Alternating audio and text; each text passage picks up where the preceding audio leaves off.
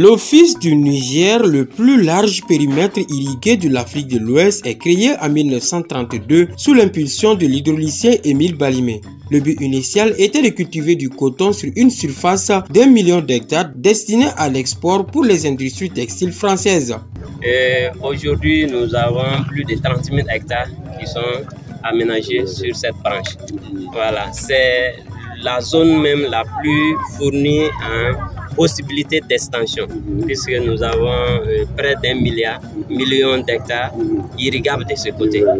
Massina, c'est tout ce qui est par là, qui va à Massina, Modempébou, le Kareri, pour ceux qui connaissent un peu la zone, le Kokeri, voilà, c'est tout cet espace, Tenenkou, dont les études étaient finies jusqu'au niveau de Tenenkou.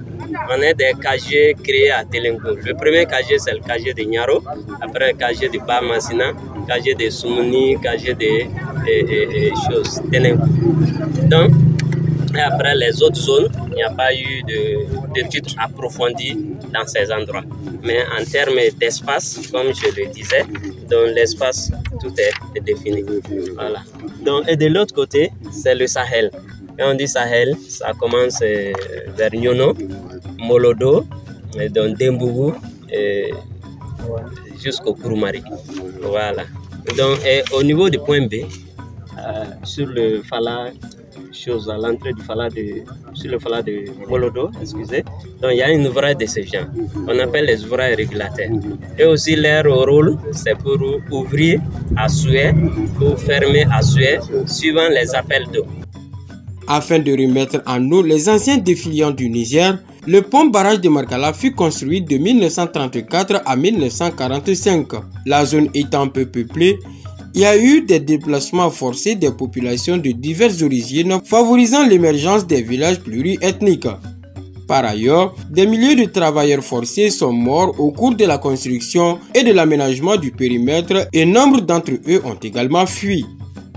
Dans les années 1940, l'Office du Niger devient la principale entreprise coloniale de l'Afrique de l'Ouest. Nous avons 130 000 hectares aménagés.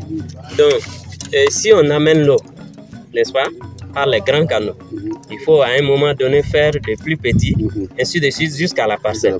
Parce que ces canaux ne peut pas, le paysan ne peut pas prendre l'eau sur ces parcelles. C'est le grand réseau adducteur. Donc quand on continue, on fait d'autres plus petits qui sont branchés sur ceci. On continue à un troisième niveau, on fait plus petit. Et c'est jusqu'au quatrième niveau qui sert à l'ordre de 2 hectares qui sont vraiment spécifiques pour les paysans. C'est-à-dire c'est le paysan lui-même qui gère ça dans sa parcelle. C'est irrigue autour de 2 hectares. On appelle les rigoles. Donc quand on monte plus haut, donc c'est les arroseurs et ils prennent jusqu'à 30 hectares. Voilà. Quand on monte plus haut, on dit partitaires dans notre jargon, qui peuvent aller de 100 jusqu'à près de 1000 hectares. On monte plus haut encore, on a les distributeurs qui font des milliers d'hectares. Et on monte plus haut, tombe sur ces gros canaux maintenant, qui sont encore des dizaines de milliers d'hectares. Donc c'est comme ça, hydrauliquement, la zone a été constituée. Ça c'est du point de vue aménagement. Après la Seconde Guerre mondiale, les principales cultures de la zone sont celles du riz et de la canne à sucre, alors que la culture du coton commence à diminuer sensiblement à cause de son mauvais rendement. En 1960 est proclamée l'indépendance du Mali et le premier président du Mali, Modibo Keïta, a mis un accent particulier sur l'agriculture, entraînant la nationalisation de l'Office du Niger en 1961. En 1968, Moussa Traoré fait un coup d'État et renverse Modibo Keïta pour mettre en place un régime militaire.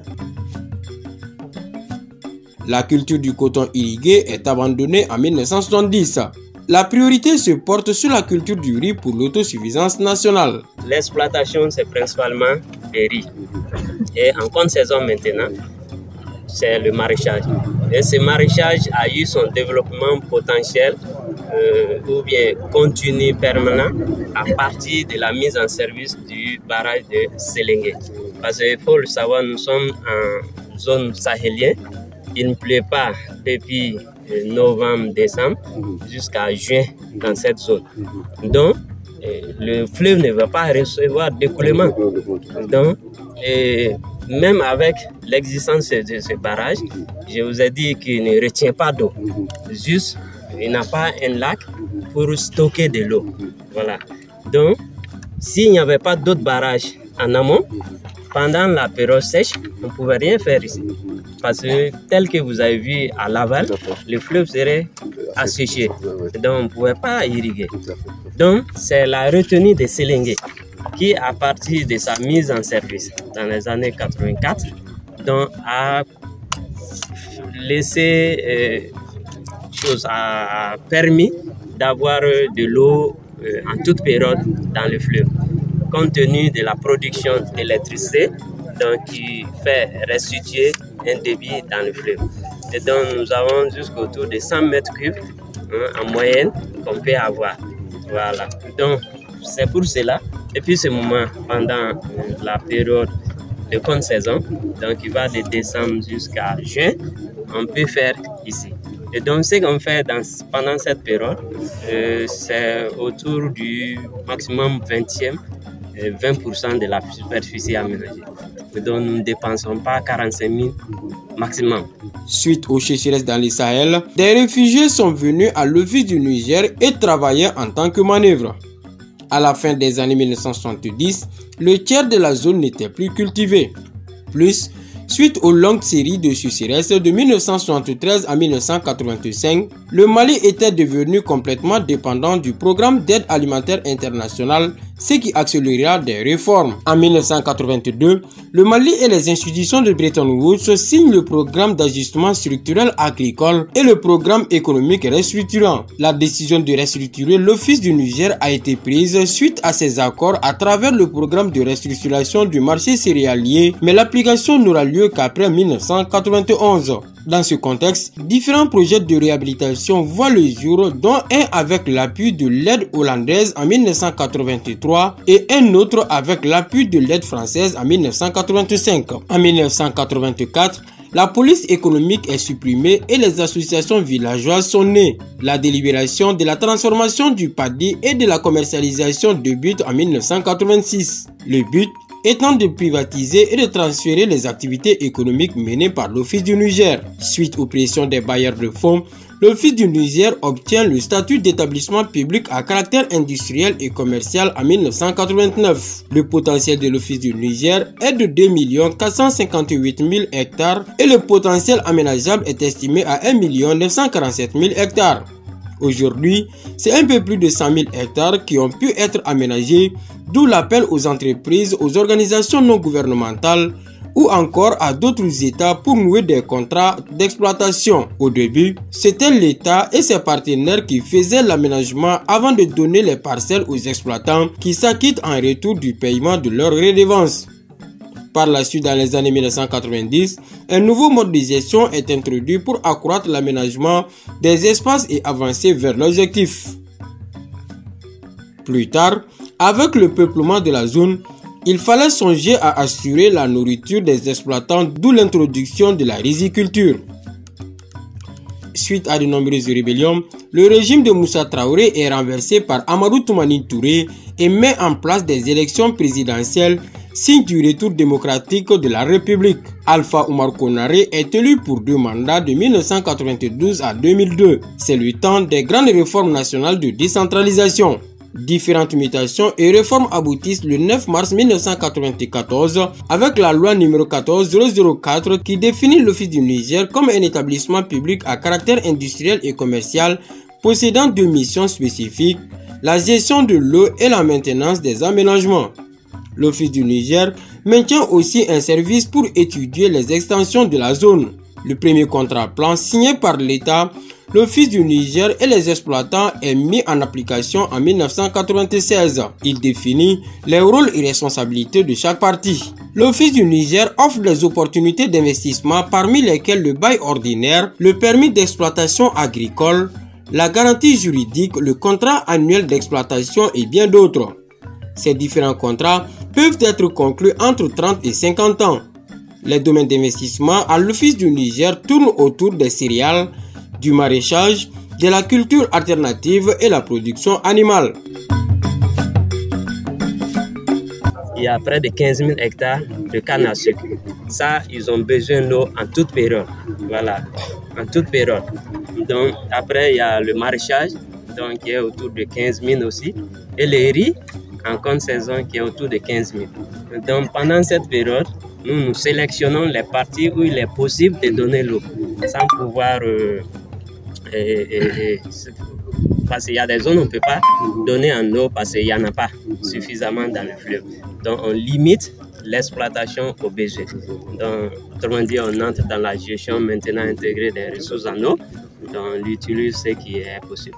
Par contre, pendant l'hivernage, tout ce qui est aménagé, on peut le mettre en eau. Voilà. Et nous prélevons pas plus de 6% de ce qui arrive pendant l'hivernage.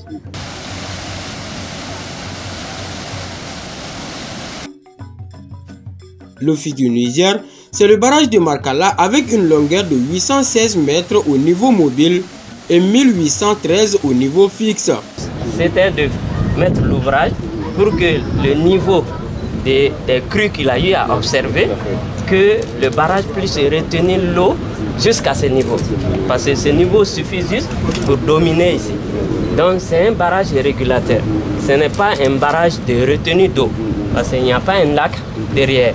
Donc l'eau qui est retenue derrière, il est juste contenu dans le lit majeur tout au plus du fleuve.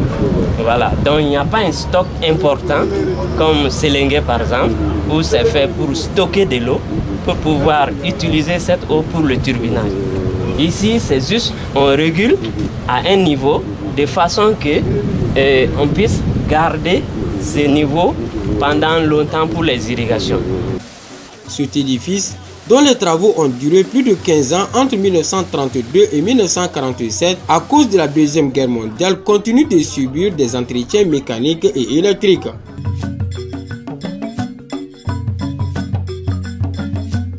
À Markala, nous avons croisé les hommes qui animent les ateliers militaires.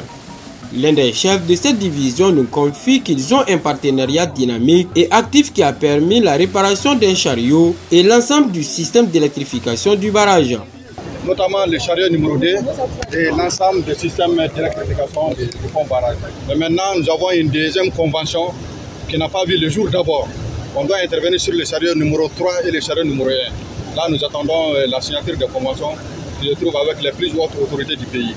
Ces chariots sont utilisés dans le système d'ouverture et de fermeture des vannes d'eau. Les chariots, c'est un système qui est là, qui consiste à fermer et à ouvrir les vannes d'arrêt d'eau. Les vannes que vous voyez, donc pour les ouvrir et les fermer, c'est avec les chariots qu'on fait ce travail. Cette société est tenue des mains de maître par Abdulkarim Konaté avec le dévouement d'acteurs composés de mécaniciens, d'électriciens, de plongeurs, de conducteurs de chariots ou encore de chauffeurs.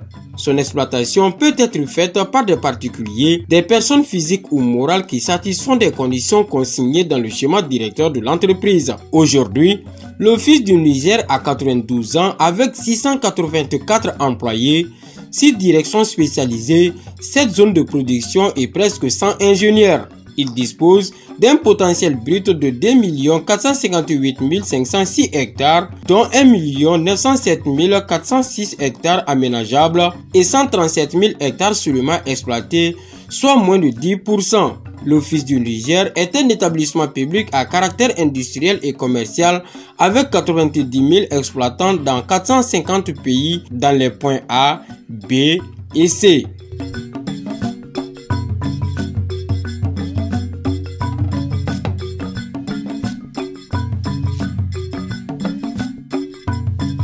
La principale source de revenus de l'Office du Niger est la redevance eau, fixée à 67 000 francs CFA et qui par an s'élève entre 6 et 7 milliards. Ségou survit, le Mali survit. Nous avons découvert avec beaucoup d'intérêt et souvent nous avons été surpris d'ailleurs par certaines informations par rapport à tout ce que l'Office du Niger fait pour le pays et pour la région de Ségou de façon générale. L'Office du Niger enregistre à ce jour des contraintes telles que l'insécurité dans certaines zones, le recalibrage de certains caniveaux primaires pour augmenter leur capacité. Son PDG annonce des changements positifs apportés sous sa direction. Des nouvelles initiatives ont été mises sur pied et elles visent à ouvrir la voie de l'assurance aux partenaires et aux investisseurs. Des offres pour obtenir des titres fonciers entièrement aménagés pour une production diversifiée dans tout le secteur agro-pastoral.